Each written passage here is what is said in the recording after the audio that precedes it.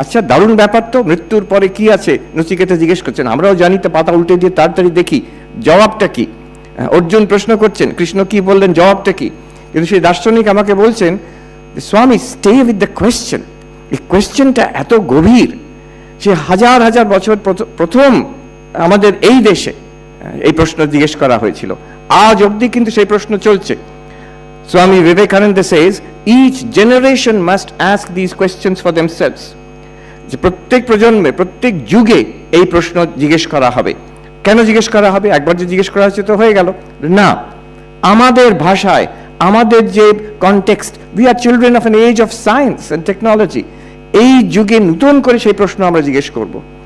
আচ্ছা, প্রশ্নের যে জবাব পাওয়া যায়নি তা নয়, সেই প্রাচীন যুগে উপনিষদে দেখছি প্রশ্নও আছে আর দুর্ধর্ষ জবাব আছে। Most profound answers we find in the rishis, but each generation gets those answers for themselves. একই প্রশ্ন একই জবাব, বলছে একই জবাব নয়। স্বামীজি বলছেন, as the ages roll these answers gather strength. তার মানে একই জবাব হয়তো, কিন্তু উপনিষদের ভাষায় একরকম ছিল।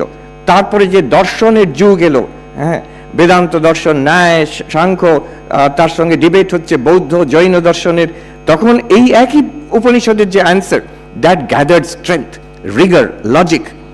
তারপরে আজকের যুগে যখন আমরা এসেছি, সায়েন্সের যুগে, এখন কোয়ান্টাম থিওরির দিক থেকে আমি বলবো কিছুক্ষণ পরে, তারপরে আর্টিফিশিয়াল ইন্টেলিজেন্সের দিক থেকে, নিউরোসায়েন্সের দিক থেকে, we are getting inputs, questions, challenges and new ideas from all these various fields, and we watch with wonder how those ancient answers are again coming up and gathering strength again.